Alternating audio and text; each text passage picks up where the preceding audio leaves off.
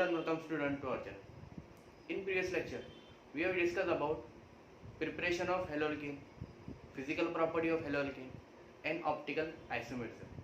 In this lecture, we have discussed about next topic that is chemical property of haloalkane.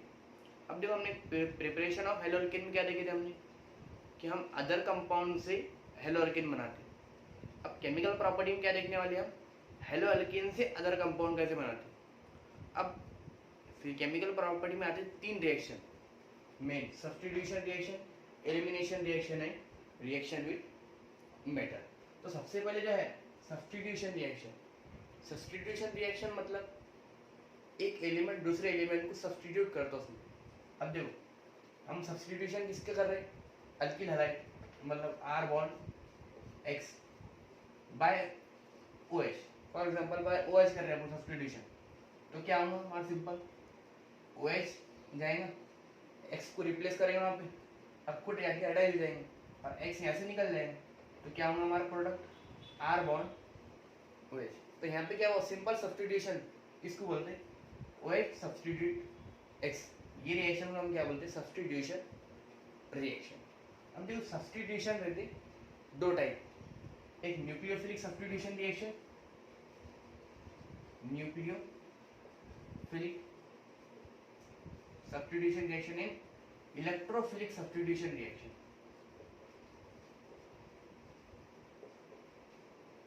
Nucleophilic substitution reaction and electrophilic substitution reaction. अब nucleophilic substitution reaction मतलब क्या.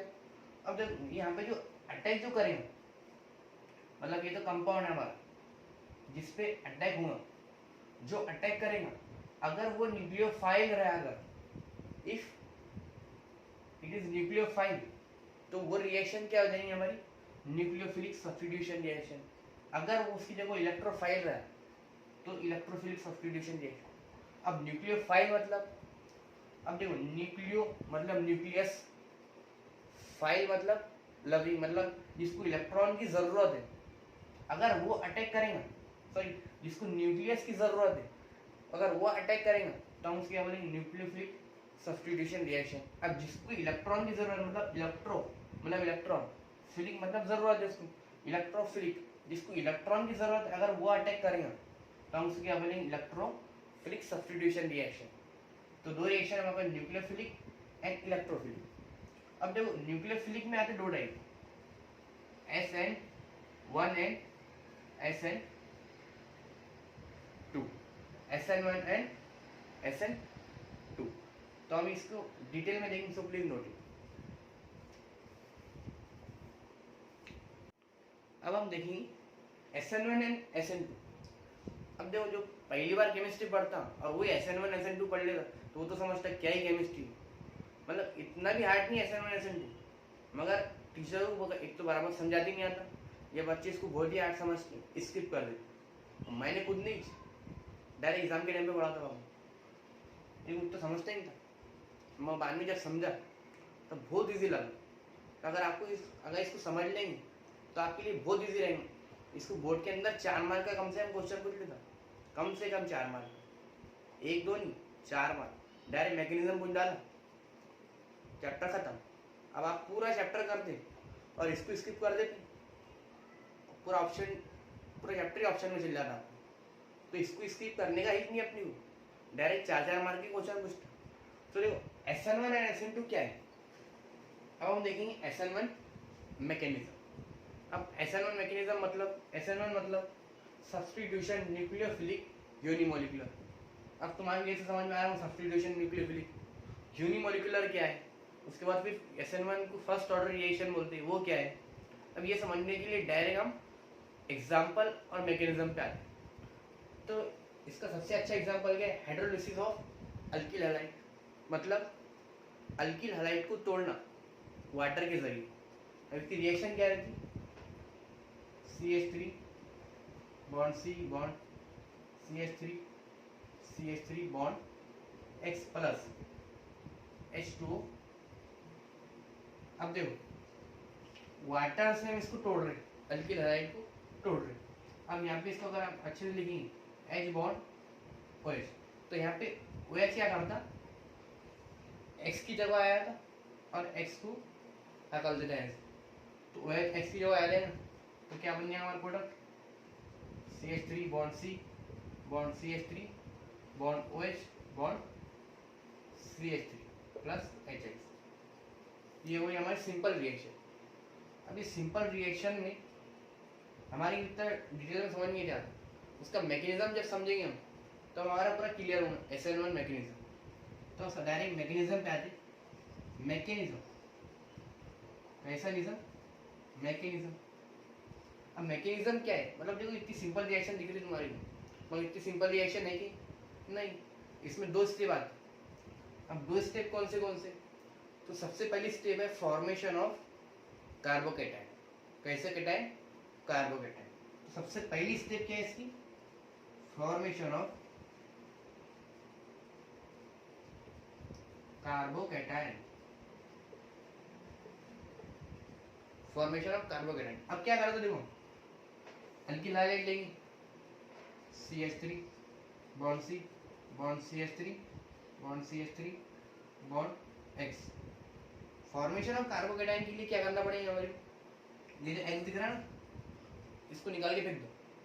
अब क्या करेंगे हम, direct सबसे पहली स्टेप क्या हमारी, इसको निकाल लेंगे।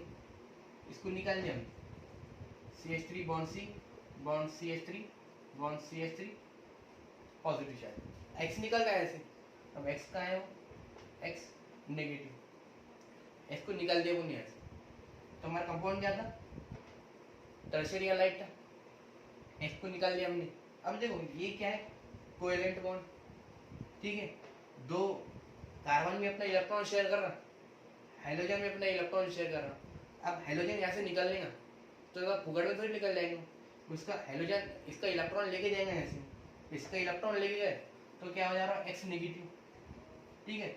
अब इसका एक इलेक्ट्रॉन लेके जाएगा, मतलब एक इलेक्ट्रॉन की कमी, अगर एक इलेक्ट्रॉन कम होगा तो पॉजिटिव चार्ज आता, यहाँ पॉजिटिव चार्ज। अब इसको क्या बोलते हैं हम, कार्बोकेटाइन।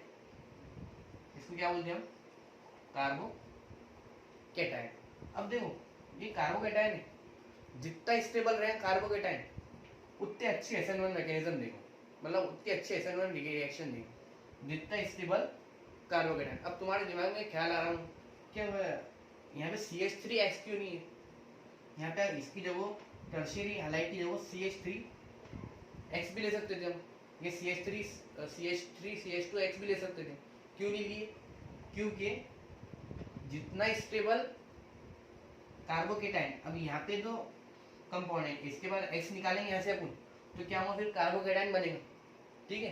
अब जितना स्टेबल कार्बोकेटाइन रहेगा उतना अच्छा SN1 मैकेनिज्म वो फॉलो करेगा।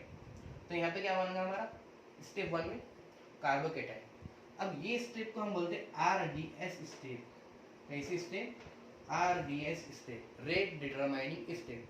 ये स्टेप में मालूम पड़ता हमारे को कि यूनिमोलिकुलर क्या है, उसके बाद फिर फर्स्ट ऑर्डर रिएक्शन क्यों बोलते हैं। देखो जो RDS है, रेट डिटरमाइनिंग स्टेप, वो रिएक्शन में, वो स्टेप में जो रिएक्टेंट साइड था उसकी बेस पे हम ये बोलते हैं कि यूनिमोलिकुलर है कि बायमोलिकुलर है। अब यहाँ पे देखो गौर से देखो, रिएक्टेंट साइड क्या है, टर्शियरी हैलाइड, मतलब सिर्फ एक ही मॉलिक्यूल है यहाँ पे, ठीक है, एक ही मॉलिक्यूल है यहाँ पे, तो एक ही मॉलिक्यूल है, इसलिए हम इसको क्या बोलते हैं, यूनिमोलिकुलर। कैसी मॉलिक्यूलर, यूनिमोलिकुलर, एक ही रिएक्शन है इसलिए इसकी यूनिमोलिकुलर बोलेंगे। अब इसकी अगर हमने ऑर्डर निकालना है, ऑर्डर का कैसा आता, rate is directly proportional to concentration of RDS reactant. अब rate is directly proportional to RDS step में रिएक्टेंट साइड जो है, वो रिएक्टेंट साइड कितने मॉलिक्यूल है, सिर्फ एक ही मॉलिक्यूल है, मतलब CH3/3CX, ठीक है।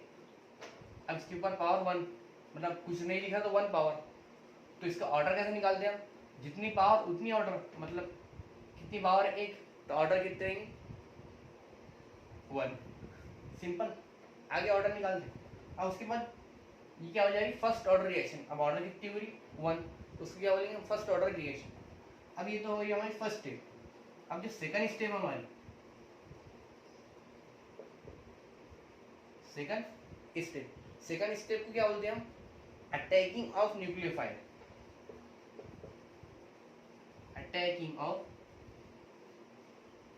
Nucleophile, attacking of nucleophile. अब ये हमारे पास प्रोडक्ट आ गया पहले स्टेप का, CH3 C CH3 CH3 positive charge, ठीक है। इसके हमने रिएक्शन करे H2 के साथ, मतलब उसके अंदर पानी मिला है, तो अब H2 क्या करता, पूरा का पूरा आ जाता है, अटैच हो जाता, पूरा का पूरा H2 अटैच होगा, मतलब CH3 C CH3 O bond H bond CH3। देखो क्या हो रहा है यहाँ पे, H2 डायरेक्ट पूरा का पूरा आके अटैच होगा, मतलब O बॉन्ड H। अब अपने को प्रोडक्ट क्या होना ये, तो उसके बाद फिर उसके आगे कंटिन्यू स्टेप होती, और उसके अंदर और हम H2 मिलाते, तो क्या बन रहा फिर हमारा, ये प्रोडक्ट बन रहा हमारा, क्या बन रहा हमारा, टर्शियरी अल्कोहल। मतलब सबसे पहले क्या करें हमने, कार्बोकेटाइन बनाए, आरजे स्टेप हमारी, उसकी क्या बोली, फॉर्मेशन ऑफ कार्बोकेटाइन।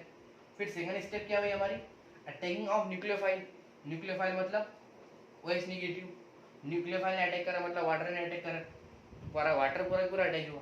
अब यहाँ पे क्या होता, अब यहाँ पे फिर हम H2 डालते, तो H2 क्या करता है, यहाँ पे एक H2 लेके चल जाता है, खुद H3 बन जाता, और यहाँ से एक H लेके खुद H3 बन जाता, बच गया यहाँ पे एक O और एक H, तो हमारे प्रोडक्ट क्या बनता है लास्ट में, CH3 bond C bond CH3 bond CH3 bond OH। तो ये क्लियर कर, समझ में आ गया आपको। अब इसके बाद आता है, इसमें आता रेट डिटरमाइनिंग स्टेप के बाद आता स्टीरियोकेमिस्ट्री। अब स्टीरियोकेमिस्ट्री मतलब क्या है, तो प्लीज नोट इट, अब हम देखेंगे stereochemistry.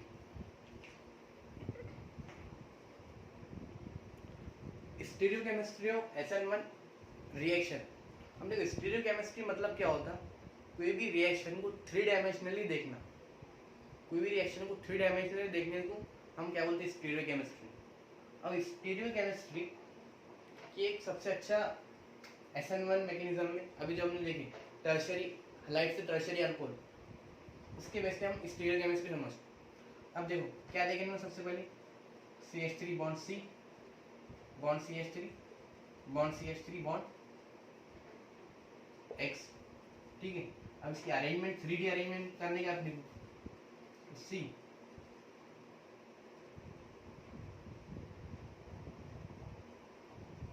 CH3 bond CH3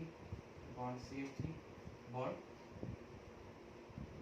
alcohol, ये हो गया हमारी 3D अरेंजमेंट। अब 3D अरेंजमेंट की खास बनाती नहीं है, अब देख लेना बुक के अंदर। अब इसकी हमने रिएक्ट किसके साथ करें, H2O के साथ, ठीक है। तो पहले अब हर एक स्टेप बताने की जरूरत नहीं, यहाँ पे क्या हुआ, सबसे पहले हलाइड निकलेंगे ऐसे, यहाँ से निकलेंगे, उसके बाद कार्बोकेटाइन बनेगा, उसके बाद फिर H2O अटैक करेगा, फिर H2O डायरेक्ट अटैच हो जाएगा, फिर हमने एक और H2O अटैक करेगा, वो H निकाल के चल जाएंगे, बच जाएंगे क्या, फिर C bond CH3 bond CH3 bond OH। अब इसको गौर से देखो, जहां पे X अटैच था वहां पे ही OH अटैच हुआ, जहां पे X अटैच है वहीं OH अटैच हो जाएगी, तो इसको हम बोलते हैं रिटेंशन। ऐसा अगर अटैच हुआ जहां से X निकला वहीं OH अटैच हुआ, तो उसको हम क्या बोलते हैं, रिटेंशन, रिटेंशन, ठीक है। और अगर अब देखो यहाँ पे अगर पॉजिटिव चार्ज आ गया, फॉर एग्जांपल ये निकल गया, इसको निकाल लिया हमने, पॉजिटिव चार्ज आएगा, अब उसके पास OH के पास दो ऑप्शन है, एक इधर से आने का, एक इधर से आने का, दोनों तरफ से आ सकता है OH। अब अगर यहाँ से अगर जहाँ से X निकला वहीं से अगर OH अटैच हुआ तो उसको बोलते हैं रिटेंशन। अगर फॉर एग्जांपल यहाँ से पीछे से अटैच हुआ OH, यहाँ से अगर पीछे से अटैच हुआ OH, अगर बैक साइड अटैच हुआ तो हम उसको बोलते हैं इन्वर्जन। कैसा version, inversion,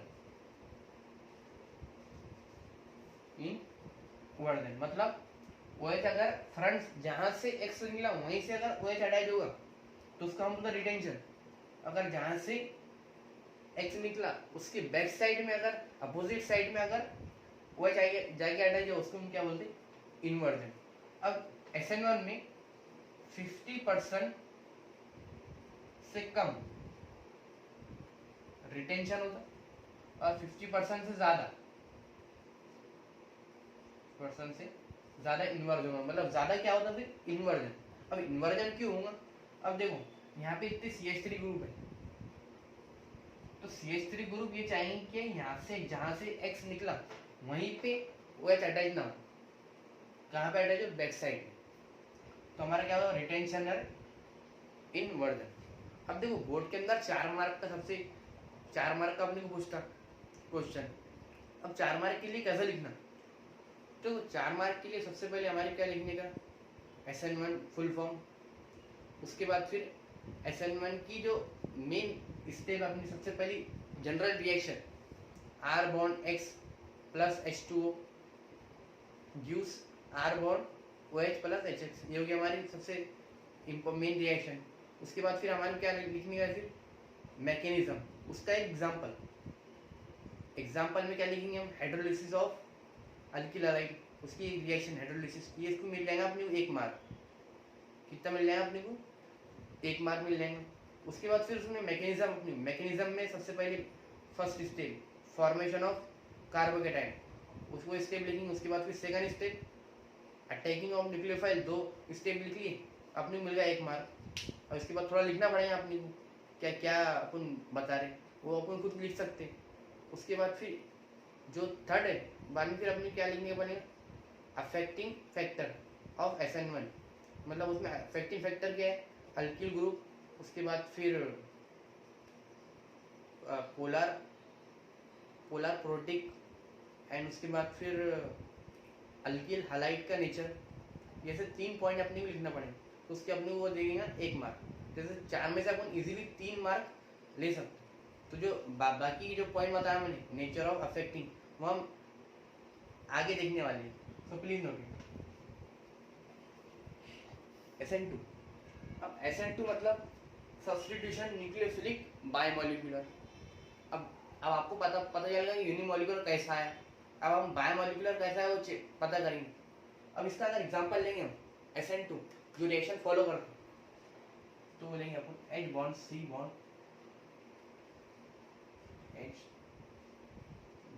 bond X plus KOH in acetone.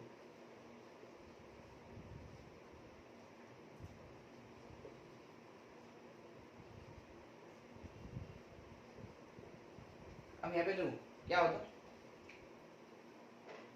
Mithil halide attacking of KOH form Mithil alcohol. आया थोड़ा समझ में? यहाँ पे क्या हो रहा है देखो मिथिल हैलाइड को KOH से रिएक्ट कर रहे हैं, ठीक है। अब KOH OH क्या कर रहा X को रिप्लेस कर दे रहा, यहाँ पे OH आगे अटैच हो रहा। तो हमारी होगी सिंपल रिएक्शन। अब इसका मैकेनिज्म कैसा होगा?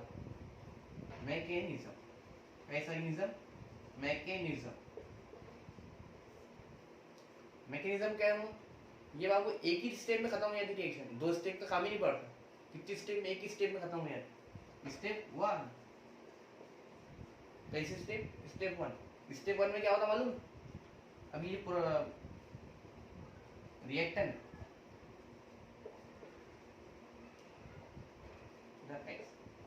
यहाँ पे क्या होता KOH अटैक करता, ये OH। अब मान लो उसको X हट नहीं रहा है ऐसे तो OH आएगा पीछे से। क्या से आया था? सामने से लड़ नहीं सकता OH X से तो किधर से आ गया फिर? पीछे से। कहाँ पे क्या हो जा रहा था? OH bond C bond H bond H bond H और ये बॉन्ड X। अब देखो क्या कर रहा है OH? इसको उकसा रहा, X को हल दे। क्या कर रहा? X को हल दे, मतलब चुगला कर रहा है X के पास, C के पास कि X ऐसा बोल रहा तेरे बारे में, वैसा बोल रहा था। तो क्या करता C? हकाल दे उसको, कोई जरूरत नहीं उसको।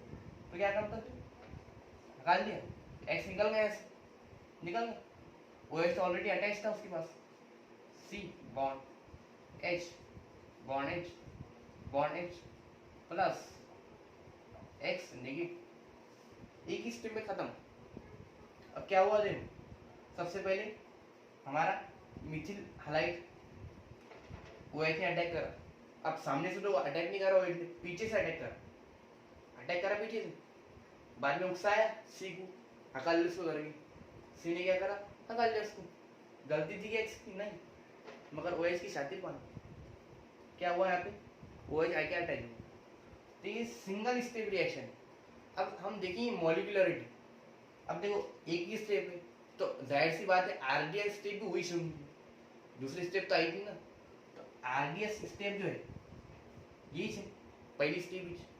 अब आरडीएस स्टेप में हमने क्या करे थे, मॉलिक्यूल चेक करे थे रिएक्टेंट साइड। अब यहाँ पे क्या हुआ, यहाँ पे क्या करेंगे देखो, अब रिएक्टेंट साइड में मॉलिक्यूल चेक करो कितने, एक है, दो है, मतलब rate is equal to directly proportional to concentration of CH3X and concentration of OH negative। अब KOH को अपन ले लेंगे OH negative, ठीक है। अब देखो CH3X और OH नेगेटिव, यहाँ पे दो मॉलिक्यूल हो गए, मतलब क्या हो जाएगा फिर, बायोमॉलिक्यूल, सब्स्टिट्यूशन न्यूक्लियोफिलिक बायोमॉलिक्यूल। और अगर इसका हमने ऑर्डर निकालेंगे, ऑर्डर कैसे निकालेंगे, अब देखो इसका कॉन्सेंट्रेशन 1, इसका कॉन्सेंट्रेशन 1, 1 + 1 बोलो 2, सही है 2, ऑर्डर कितनी होगी, ऑर्डर 2। तो second order reaction SN2 = second order reaction, कैसी रिएक्शन, सेकंड ऑर्डर रिएक्शन, आगे समझ में, सेकंड ऑर्डर रिएक्शन। मॉलिक्यूल की मॉलिक्यूलरिटी कितनी होगी इसकी, बायोमॉलिक्यूल, तो क्या हो गया, सब्स्टिट्यूशन न्यूक्लियोफिलिक बायोमॉलिक्यूल। अब अगर स्टीरियो केमिस्ट्री अगर इसकी देखेंगे हम SN2, अब तो तुम बच्चे बोल सकते हो, यहाँ पे क्या हो जा रहा था देखो, SN1 में क्या हो रहा था, एक तो ऑप्शन था OH के पास, एक तो इधर आएगा एक तो इधर आएगा, मगर यहाँ पे तो ऑप्शन ही नहीं है OH के पास, डायरेक्ट अपोजिट साइड ही अटैच होना पड़ेगा आगे उसको, क्योंकि उकसाने का है ना उसको एक्स के खिलाफ। तो किधर आएगा फिर OH, इधर, मतलब रिटेन करेंगे क्या अपन, रिटेन होंगे क्या इसमें, नहीं, इन्वर्जन, कैसा वर्जन, इन्वर्जन, 100% इन्वर्जन, 1% नहीं 100% इन्वर्जन। आया समझ में, SN1 एंड SN2। अब हम देखेंगे अफेक्टिंग फैक्टर जो कि अफेक्ट करेंगे SN1 एंड SN2, क्या वो फास्टर होंगी या स्लोअर होंगी, मतलब SN1 SN2 की रिएक्शन है एक तरीके की, मतलब रिएक्शन फास्ट हो रही है स्लो हो रही है, उसको कौन अफेक्ट कर रहा वो देखेंगे, सो प्लीज नोट इट। अब हम देखेंगे factor which affect SN1 and SN2। अब देखो रिएक्शन स्लो होंगी या फास्टर होंगी, उसको कौन इफेक्ट करेंगे ज़्यादा। अब देखो पहले nature of alkyl halide, nature of alkyl halide मतलब जो अल्किल हैलाइड ले रहे हैं हम, मतलब जो CH3X या CH3X या CH3X या CH3C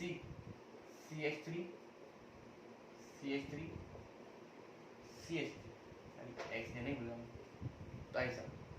अब अल्किल हैलाइड कौन सा बेस्ट रहेगा SN1 और SN2 के।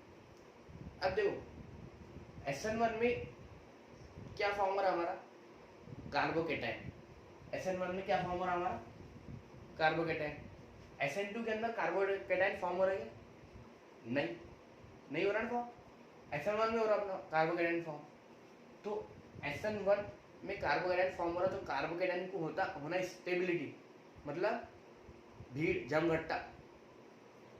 अब SN1 के अंदर देखना पड़ेगा अपने कि जमघट्टा कहाँ है, सबसे ज़्यादा पब्लिक का है।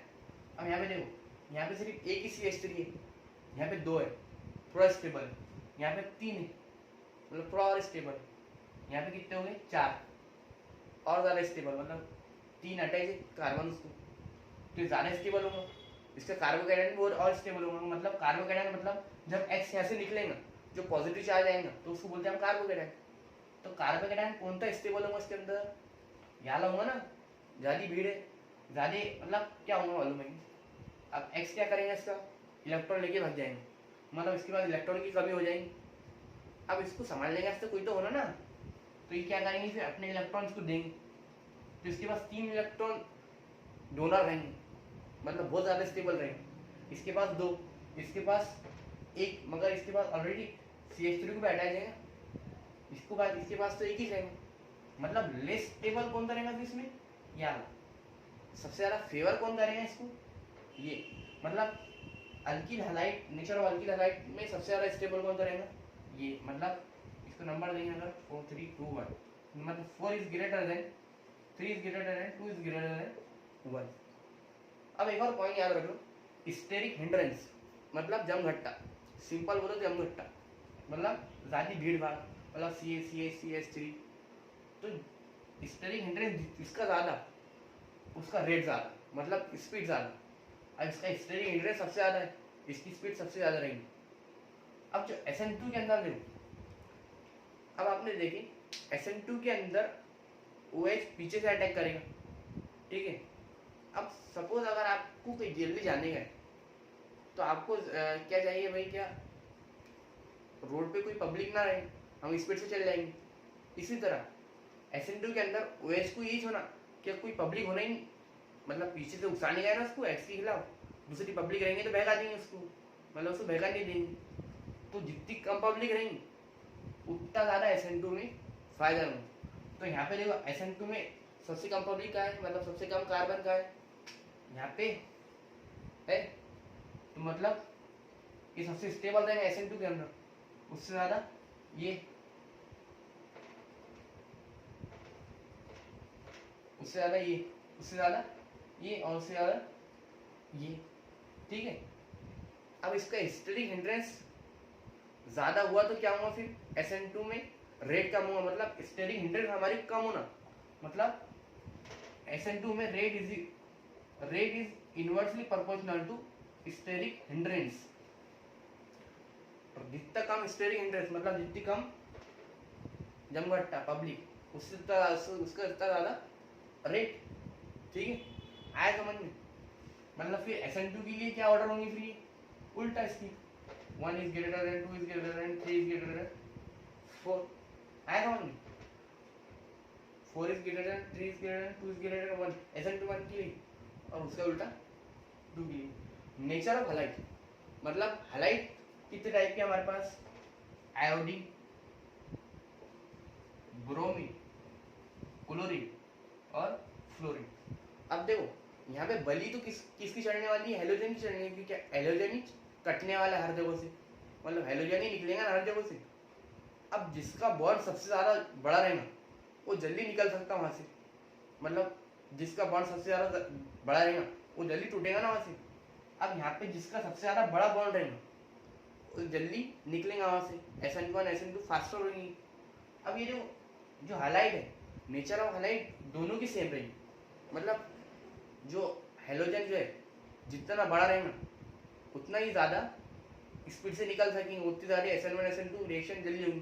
तो यहाँ पर ऑर्डर क्या रहेंगे, आयोडीन का बॉन्ड सबसे बड़ा रहेगा, तो iodine is greater than, bromine is greater than, chlorine is greater than fluorine. Stability में क्या आई अगर, तो रेड इज सबसे फास्ट रेट किसका रहेगा फिर, आयोडीन की सबसे बड़ा बॉन्ड है, जल्दी टूटेगा भाग जाएंगे, उससे कम ब्रोमीन, उससे कम क्लोरीन, उससे कम फ्लोरीन। SN2 की भी यही बात है, SN2 का खास फर्क नहीं पड़ता। अब देखो नेचर ऑफ सॉल्वेंट, अब हम जो रिएक्शन हो रही कुछ सॉल्वेंट ऐड कर रहे हैं उसके अंदर, मतलब जो एरो पे करते हैं ये, मतलब तुम्हारे याद नहीं रहता हो, तुम स्किप करके आए पेपर में, फिर बाद में एग्जामिनर उसको 0 मार्क दे देता, उसको बोलते हैं सॉल्वेंट। तो सॉल्वेंट कौन कौन सा यूज करते हो, तो देखो SN1 के अंदर पोलर प्रोटिक सॉल्वेंट, ऐसा पोलर प्रोटिक सॉल्वेंट, और इधर SN2 के अंदर पोलर अप्रोटिक सॉल्वेंट, कैसा आएगा भाई, प्रोटिक सॉल्वेंट। अब यहाँ पे पोलर प्रोटिक और यहाँ पे पोलर अप्रोटिक क्यों नाइंसाफी क्यों हो रही है यहाँ पे प्रोटिक यहाँ पे क्यों? अब देखो रिएक्शन कैसी हो रही है हमारी are bond x plus H2 SN1 की बात कर रहा हूँ यहाँ से क्या हुआ फिर हलाइड निकलेगा कार्बोकेटाइन फॉर्म हुआ। अब देखो ज्यादा स्ट्रॉन्ग कौन है एक्स है क्या ओ एच है यहाँ पे जो पॉजिटिव पार्ट चार्ज की ज्यादा अट्रैक्ट हुआ हालाइड है वापस क्यों नहीं ज्वाइन हो जा रहा हूँ मतलब निकला और वापस क्यों नहीं ज्वाइन हुआ तो उसके लिए हम क्या लेते हैं पोलर प्रोटिक मतलब पॉजिटिव चार्ज जैसे एक्स यहाँ से निकलेगा बाहर एक्स निकला तो क्या करते एच पॉजिटिव जो हमारा सॉल्वर लेते तो उसको घेर लेते आजू बाजू से घेर लेते एच पॉजिटिव उधर जाने नहीं देते ना उसको जाने का सवाल ही उधर ओ एच इजीली अटैच हो सकता है उससे तो यहाँ पे क्या है कि पोलर प्रोटिक सॉल्वेंट यूज कर रही हूँ और SN2 के लिए तो हम ट्रांजिशन स्टेट है और पूरा कार्बोकेटाइन तो फॉर्म ही नहीं हो रहा तो प्रोटिक की काम ही नहीं होती इसलिए हम उसको क्या ले रहे हैं पोलर अप्रोटिक सॉल्वेंट यहाँ पे क्या ले रहे हैं हम पोलर प्रोटिक सॉल्वेंट और यहाँ पे पोलर अप्रोटिक सॉल्वेंट आगे समझ में यहाँ पे हम सॉल्वेंट है सॉल्वेंट क्या यूज करते हैं एसीटोन और यहाँ पे क्या यूज करते हैं हम ऐसा H2 यूज कर लिया हमने तो ही काफी है H2 या अल्कोहल सो प्लीज नोट अब हम देखेंगे नेक्स्ट टॉपिक नेक्स्ट लेक्चर में इलेक्ट्रोफिलिक सब्स्टिट्यूशन रिएक्शन